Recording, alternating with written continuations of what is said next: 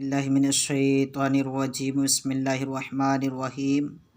آئیے آج ہم نورانی قاعدہ کو پڑھیں گے، اور قرآن شریف پڑھنے کے لیے ضروری ہے کہ ہم مخرج کے ساتھ نورانی قاعدہ ہو یا یسن القرآن یا مدنی قاعدہ، دیگر جو بھی کتابیں ہیں ان کو ہم مخرج کے ساتھ پڑھیں، اور کہاں پہ ساز توڑا جائے گا، کہاں پہ نہیں توڑا جائے گا، کہاں پہ کس طریقے سے پڑھا جائے گا، کہاں راپور ہوگا، اخفا ہوگا، غنہ ہوگا، مد ہوگا، اس کو ہم کو اچھی طریقے سے پڑھنے کے لیے آنا چاہیے۔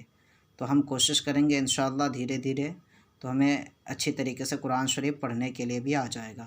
تو آئیے آج سے ہم شروع کرتے ہیں۔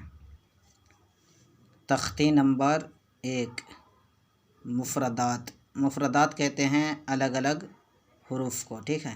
یہ تمام جتنے بھی حروف ہے الگ الگ ہے، کوئی کسی سے ملا ہوا نہیں ہے، اس لیے اس کو مفردات کہتے ہیں۔ مفرد کا جمع ہے مفردات، ٹھیک ہے۔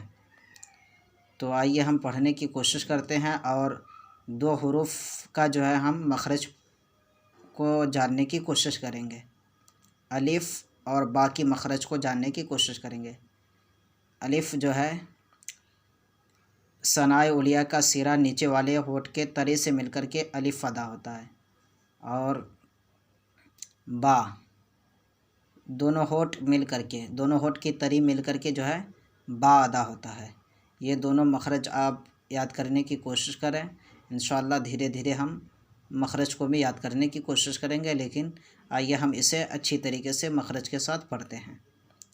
الف، با، تا، ثا، جیم، ہا، خا، دال، ذال، را، زا، سین، شین، صاد، ضاد، طا، ظا، عین، غین،